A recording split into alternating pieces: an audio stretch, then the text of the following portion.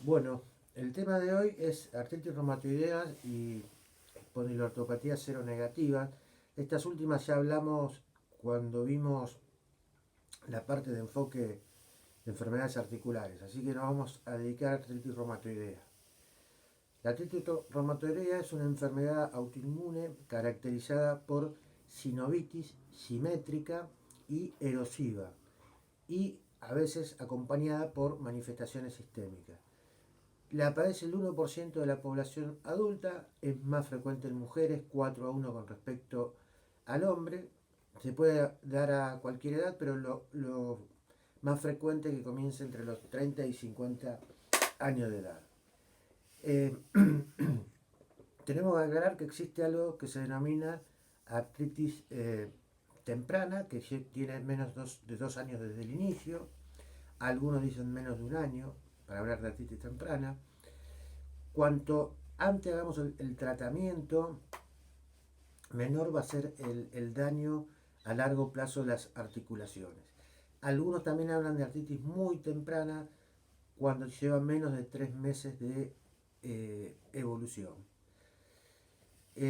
También vamos a hablar de lo que es la artritis indiferenciada, que es aquella que no reúne todos los criterios y para ningún tipo de enfermedad, y a veces se ve esto en los comienzos de la artritis reumatoidea. ¿Cuáles son los factores de riesgo de progreso de la artritis reumatoidea? La edad mm, mayor de 75 años, en las mujeres es 2-1 más frecuente que progrese.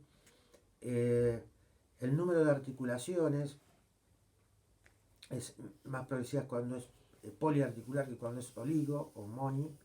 Tener un PCR mayor de 50 miligramos por litro, si está asociada a tabaquismo, si tiene factor reumatoideo o anticuerpos antiproteínas citrulinadas, o si tiene un HLA-DRB1, todos estos hacen que el riesgo de progresión sea mayor. ¿Cuáles son las manifestaciones de la artritis reumatoidea? El 60% comienza en forma insidiosa, lenta, puede haber dolores difusos, febrícula, astenia, hiporexia. Y semanas después se instala la sinovitis, donde va a haber dolor, tumefacción y rigidez. El 80% va a ser poliarticular y simétrica. ¿Cuáles son las más frecuentemente afectadas? Son en manos las interfalángicas proximales y las metacarpofalángicas, las muñecas y menos frecuentemente los codos, hombros, rodilla, tobillo o metatarsofalángicas. Un 20% comienza en forma aguda como poli o monoarticular. Cuando es monoarticular, el 50% de las veces comienza en rodilla y a veces hay que hacer el diagnóstico diferencial con una artritis séptica.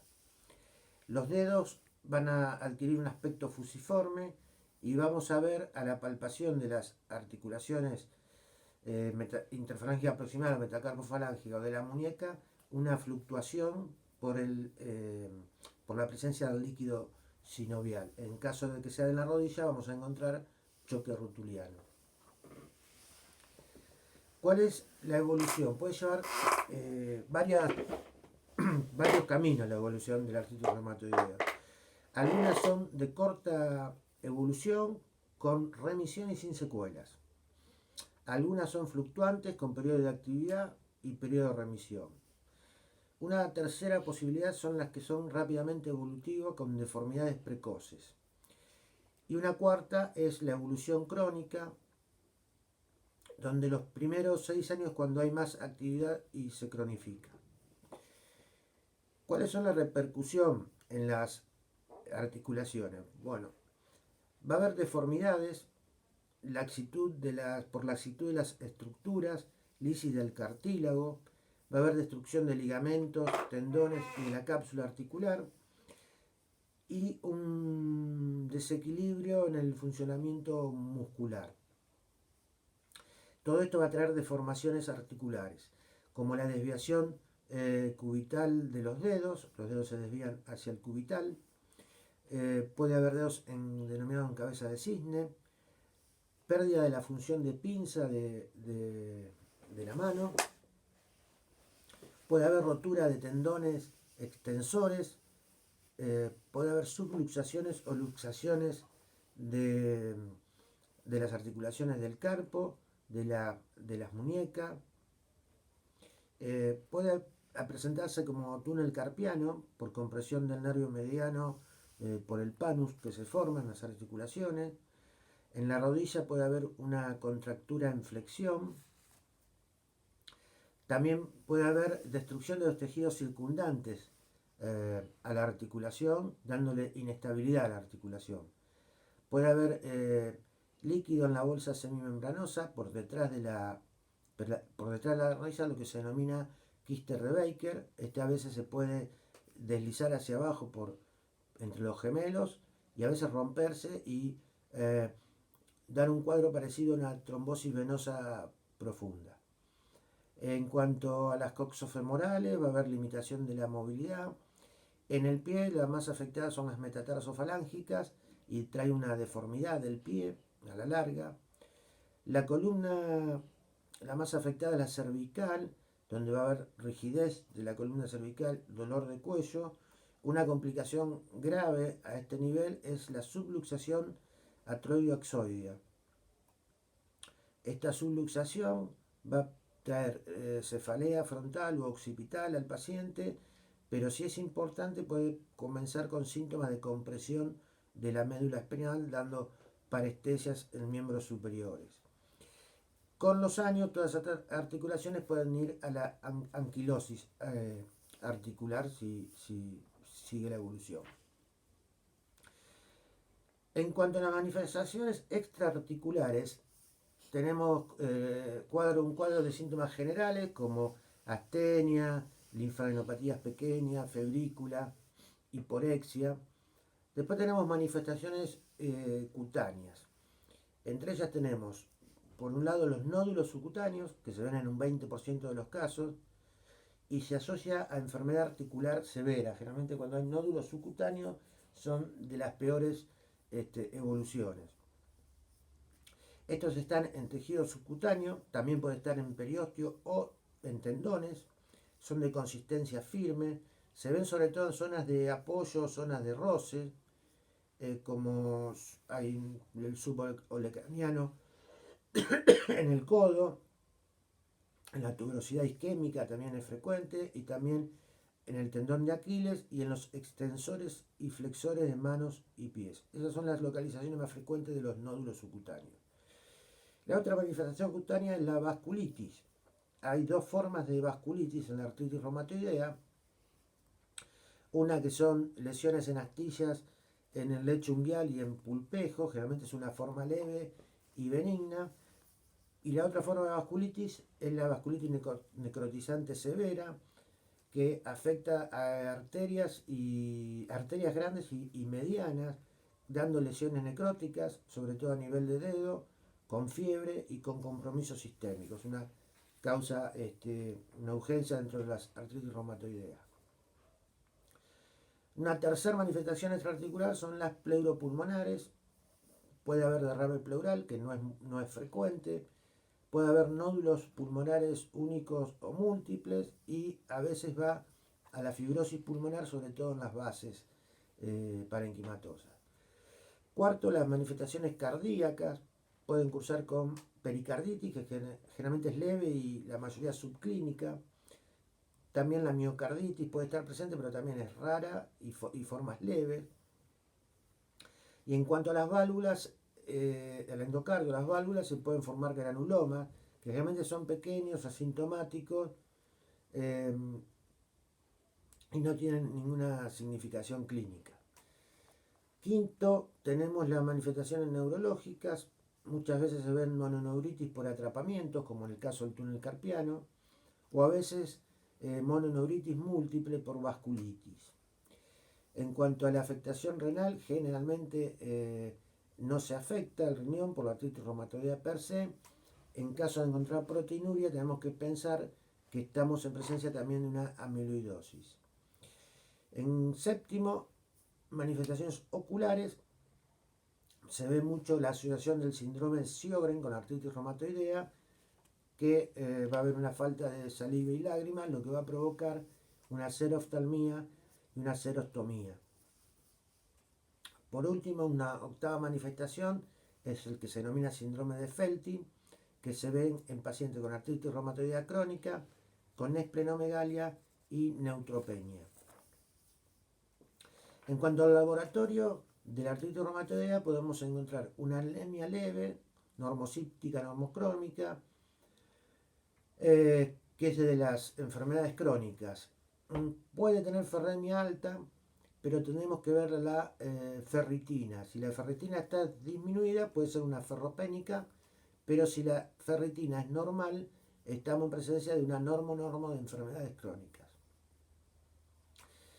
El segundo punto en el laboratorio tenemos el factor reumatoideo positivo. Cuando hay títulos altos hay más manifestaciones extraarticulares. Tercero, tenemos anticuerpos antipéptidos cíclicos citrulinados que tienen una sensibilidad de un 75%, pero una especificidad del 95%.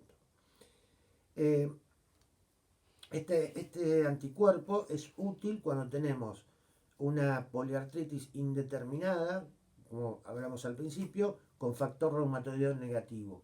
Puede ser que estos anticuerpos citrulinados nos desempaten de qué se trata y hay que hacer el diagnóstico de artritis reumatoidea. Bien, en cuanto a la radiología de las articulaciones, tenemos que decir que en un principio de la enfermedad la radiografía va a ser normal y después vamos a ver cuatro etapas de progresión radiográfica.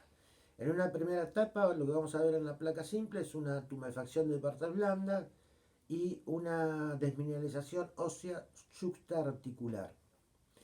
Si seguimos en una segunda etapa va a haber disminución de la luz por destrucción del cartílago y ya vamos a ver erosiones de huesos subcondrales.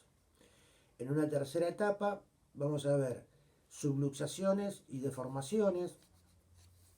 Esto es por destrucción de las estructuras articulares y periarticulares. Y por último, en una cuarta etapa, la anquilosis. La resonancia nuclear magnética en algún caso de duda puede ser útil porque detecta las erosiones aproximadamente un año antes que la radiografía en la evolución. También la ecografía puede ser útil en las artritis indiferenciadas o en la artritis reumatoidea para seguimiento. ¿Cuáles son los criterios de diagnóstico de la artritis reumatoidea? Bien, tenemos 7 criterios. El primero es rigidez matinal, que tiene que ser mayor o igual a 1 hora de duración. Segundo, tenemos la tumefacción de tejidos blandos de por lo menos 3 o más articulaciones. Tenemos la tumefacción de tejidos blandos en articulaciones de la mano, en las interfalangias proximales, metacarpofalángicas o muñecas. Cuarto, que la tumefacción de los tejidos blandos sea simétrica.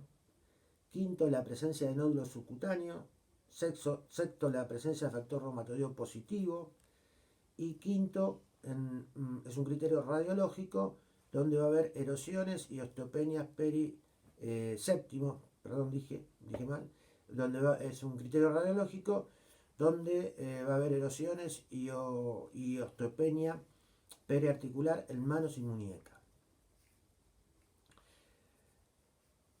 Bien. En cuanto hay nuevos criterios que también se utilizan actualmente, donde toma 4 variables y le da un puntaje a cada una. Las 4 variables es el tipo de articulación, la serología, los reactantes de fase aguda y la duración de la sinovitis. Vamos al primero, tipo de articulación. Si toma una articulación mediana o grande, se le otorga un puntaje de 0. Si son de 2 a 10 articulaciones medianas o grandes, se le da 1 punto. Si son de 1 a 3 articulaciones pequeñas, 2 puntos. De 4 a 10 articulaciones pequeñas, 3 puntos. Y si son más de 10 articulaciones pequeñas, 5 puntos.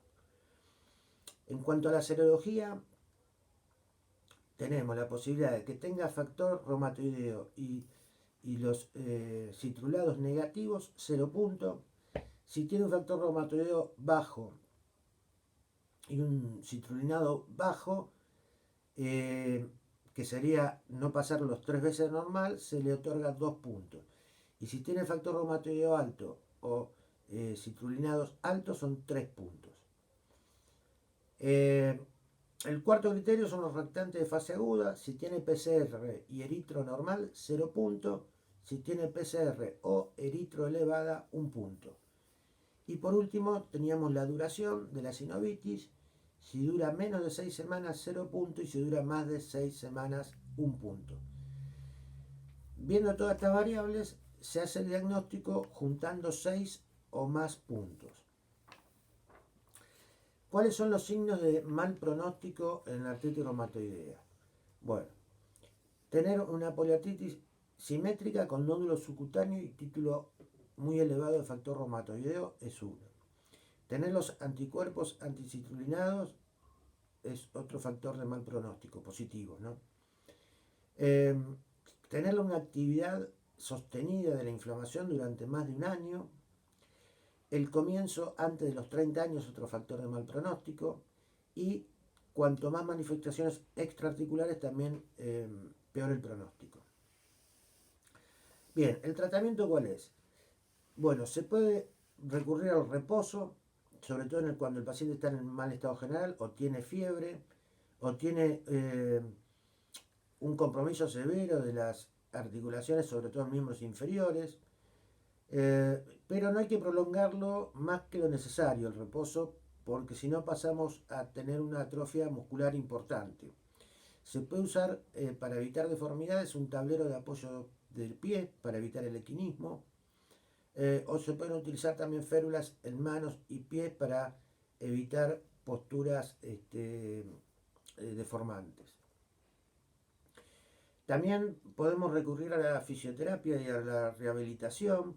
Generalmente comenzamos con movimientos primero pasivos, segundo movimientos activos y por último ejercicios con resistencia. Lo ideal es que estos pacientes concurran a un centro con un equipo especializado en rehabilitación. Bien, después tenemos el tratamiento farmacológico. Por un lado tenemos los DAINES. Estos mejoran el dolor, la tumefacción y mejoran la función, pero no modifican la progresión radiográfica.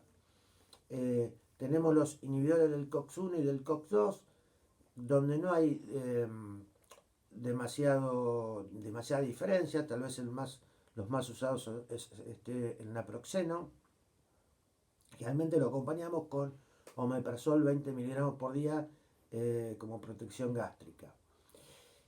Segundo, tenemos las drogas que mejoran el curso de la artritis reumatoidea, que lo ideal es comenzarlas antes de los 3 meses de evolución de inicio de la enfermedad. Estas drogas que mejoran el curso las dividimos en dos. Las convencionales, que tienen un comienzo de acción lenta y que el 70% de los pacientes responden, donde está la hidroxicloroquina, que se da 200 miligramos cada 12 horas. Hay que controlar siempre la retina, el fondo de ojo, porque puede producir edema de mácula. La sulfasalacina, que se da 1000 miligramos cada 8 horas. Y el metotrexato, que se utiliza de 7.5 a 25 miligramos una vez por semana y al que se le asocia ácido fólico por su depresión. El metotrexato es el más usado y con mejor respuesta a la artritis reumatoidea. Después tenemos el otro grupo de drogas que alteran o que mejoran la evolución de la enfermedad. Esas fueron las convencionales. Tenemos las denominadas biológicos, que tenemos 4 mecanismos de acción. Unos que inhiben el TNF-alfa, los que inhibidores de la interleuquina 1, los inhibidores de la interleuquina C y los que disminuyen los linfocitos B CD20 maduros. Todos estos biológicos, que no voy a mencionar en detalle cada uno, tienen igual eficacia, no hay diferencias, y lo ideal es poder asociarlo al metotrexato. O sea, aunque el paciente haya iniciado con metotrexato y no anduvo, igual agregar el biológico, pero dejar el metotrexato, porque se vio que esto hace que disminuyan los anticuerpos contra los biológicos, y estos biológicos van a tener mejor acción y por más tiempo. Y bueno, después, como otro paso en el tratamiento, tenemos los corticoides, eh, que controlan rápidamente los síntomas. Se pueden combinar con las drogas que mejoran la evolución de la enfermedad, los DARME.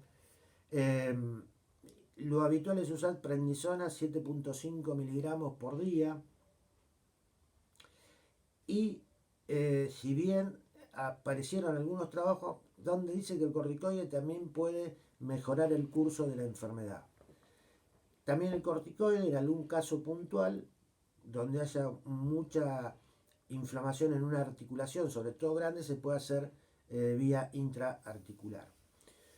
Y por último, como parte del tratamiento, vamos a mencionar que podemos llegar a veces a una cirugía, como en el caso del túnel carpiano, o en el caso de donde haya una gran lesión en rodilla o cadera con reemplazo por protésico de las mismas. Bueno, muchas gracias, hasta luego.